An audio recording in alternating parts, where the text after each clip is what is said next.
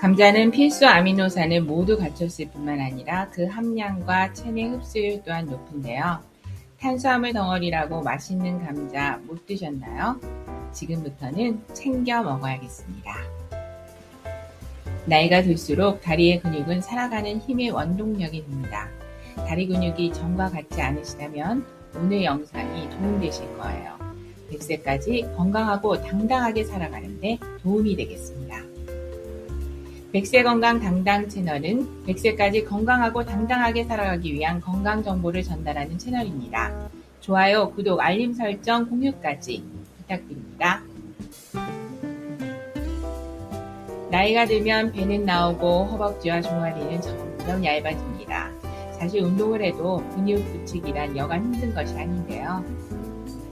근육이 없어지는 것은 건강에 아주 심각한 문제입니다. 근육은 우리 몸의 충격과 부담을 줄여주지만 근육이 줄면 다리가 풀리고 척추가 바로 서지 못합니다. 나이가 들면서 근육이 감소하는 것을 근육 감소증이라고 하는데 세계보건기구 WHO에서 질병으로 정의를 내렸습니다. 근육 감소증이 있는 사람의 경우 사망률이 정상인보다 2배가량 높아진다고 합니다. 병원의 환자들 경우 근육이 점점 없어지면 치료를 버텨낼 힘도 없습니다. 관절계통의 수술을 해보신 분들은 아시겠지만 수술 후 바로 물리치료, 운동치료를 합니다. 근육이 빠져버리면 수술을 해도 걷지 못하는 경우가 있어 아파도 운동치료를 합니다. 그만큼 근육은 중요합니다. 근육 형성에 좋은 동물성 단백질인 소고기, 닭고기 경우 성인 손바닥 정도의 크기를 매일 먹어야 한다고 하는데 많이 힘들고 부담스럽습니다. 고기를 매일 먹는다고 해도 퍽퍽하고 질기기도 하고 나이 먹으면서 이가 남아나지도 않습니다. 더 힘든 것은 소화 흡수도 힘들다는 것이죠. 대부분 고기를 매일 먹는 경우 순수한 살코기보다 기름지고 마블링이 좋은 부분만 삼겹살처럼 기름진 부분을 찾아 먹기도 합니다. 상추, 깻잎에 싸먹으니 괜찮다고 위로하면서요. 동물성 단백질은 필수 아미노산, 루신, 이노루신, 발린 등을 함유하고 있으며 체내 흡수도 좋고 단백질 합성도 잘 됩니다. 하지만 단점도 있습니다. 단백질은 고온에서 기름에 조리하면 당독소가 발생합니다. 삶거나 쪄서 먹는 것이 좋습니다. 삶은 닭가슴살과 삶은 고기만 먹기란 여간 힘든 것이 아닙니다.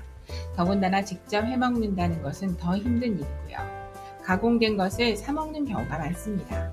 단백질은 동물성만 먹는 것이 아니라 식물성도 같이 섭취하는 것이 좋습니다. 항상 말씀드리지만 음식은 한쪽으로만 치우쳐서 먹으면 안 됩니다. 골고루 영양분을 섭취해야 됩니다. 감자는 식물성 단백질 함유량도 많으며 단백질 섭취 후 소화 과정을 통해 체내에 아미노산이 흡수되는 정도를 점수로 매기는데 점수가 높을수록 소화 흡수가 잘 된다는 뜻인데요. 우유와 달걀은 각각 우유 117, 계란은 101점, 콩은 90점을 받았습니다. 콩보다 무려 10점이나 높은 점수인 감자는 100점을 기록했습니다. 감자의 단백질이 소화와 흡수율이 뛰어나니 감자를 열심히 먹어야겠습니다. 감자에는 비타민 C도 많이 들어있는데 사과에 6이나 7배 정도 더 많다고 합니다. 감자의 비타민 C는 열에도 강하다고 하니 잘 조리해서 먹으면 좋을 것 같습니다. 지금부터 감자 먹는 방법에 대해 구체적으로 알아보겠습니다. 첫 번째, 감자만 먹는 것보다는 감자와 잘 어울리는 삶은 계란과 함께 먹어야 좋습니다. 단백질은 식물성으로만 먹는 것보다는 동물성 단백질과 함께 먹는 것이 좋지요. 이렇게 감자와 달걀을 함께 먹으면 식이섬유와 비타민C를 보충할 수 있습니다. 감자 2-3개, 계란 2-3개가 하루 적당량이지만 본인의 건강 상태에 따라 조절하셔서 먹는 것이 좋겠죠. 두 번째는 껍질째 먹는 것이 좋습니다. 껍질을 잘 닦고 싹이 있는 부분은 크게 도려내야 합니다. 감자싹에는 솔라닌이라는 독이 있으니 꼭 도려내고 껍질도 함께 먹는 것이 좋겠습니다. 감자 싹의 솔라리는 구토, 설사, 위경련, 두통, 어지러움증 등 다양한 증상이 나타날 수 있어요. 껍질째 삶으실 때 또는 구우실 때 모두 도려내시고 하셔야 합니다. 그리고 껍질이 먹기 불편하신 분들은 삶을 때 껍질을 깎지 마시고요. 껍질째 삶은 후 드실 때 벗기고 드시는 것이 좋습니다.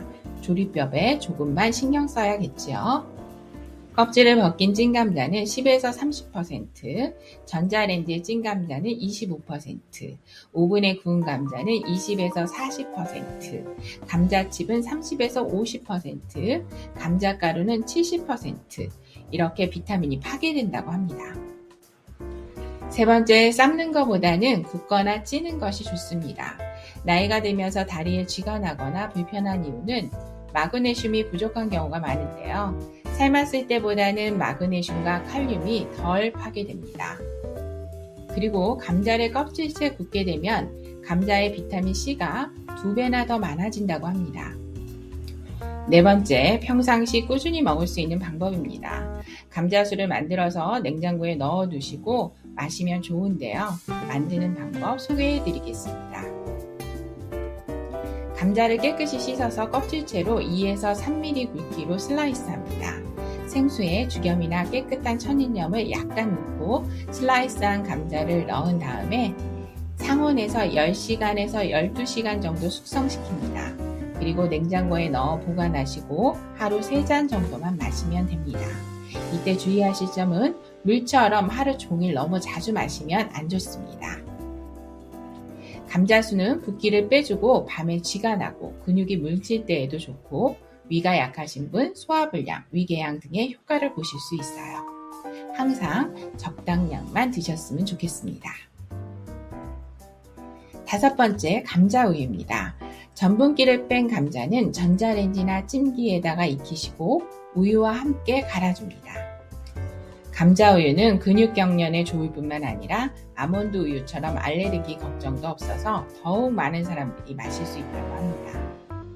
감자는 미국과 영국에서 감자 연구에 대한 관심이 점점 높아지고 있고 스웨덴에서는 감자우유를 실제로 출시했습니다.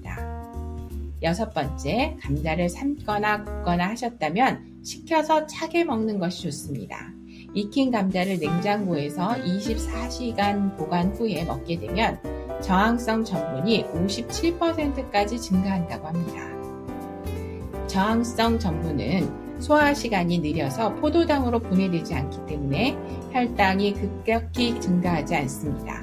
찬밥도 마찬가지죠. 혈당 조절에 도움이 되고 다이어트에도 좋습니다. 감자는 마트에 가면 쉽게 구할 수 있는 식재료입니다. 그렇다고 감자만 삶아서 전쟁도 아닌데 감자만 드시는 건 안 좋습니다. 껍질은 벗기지 않는 것이 좋고 삶는 것보다는 찌거나 구워서 차게 식혀서 드시고요. 감자수도 냉장고에 넣고 하루 2-3잔 정도 마시세요. 근육 형성에 탁월하게 도움이 되실 거예요. 하지만 주의하셔야 하는 분들이 계십니다. 혈관 관련 질환이나 신장 질환 관련 병력이 있으신 분들은 주의하셔야 합니다. 혈액을 묽게 하는 아스피린이나 와파린을 복용하시는 분들, 감자의 칼륨이 약의 효과를 더 강화해서 멍이 쉽게 들고 지혈이 안 될 수 있습니다. 그리고 신장이 안 좋으신 분도 신장에서 칼륨을 잘 분해하지 못해서 밖으로 배출하지 못하고 몸에 쌓여 부작용이 생길 수 있습니다. 항상 말씀드리지만 좋다고 계속 한 가지만 먹으면 안 됩니다. 좋다고 식물성 단백질만 먹고 아님 닭가슴살만 먹고 하시면 탈이 납니다. 닭가슴살만 먹는 것은 몸 만들 때 잠깐 먹는 것이지 계속 먹는 건 안 좋습니다. 그리고 혈관질환, 심장질환을 가지고 있으신 분들은 전문의와 상담하시는 것이 좋습니다. 좋은 식재료와 하루 15분 이상 빠른 걷기 운동을 병행하시면 근육은 물론이고 건강한 생활에 도움이 되실 거예요. 저희 백세건강 당당 채널은 건강한 생활을 위한 정보를 전해드리는 채널입니다. 백세건강 당당 채널 좋아요, 구독, 알림 설정, 공유까지 부탁드립니다. 건강하세요.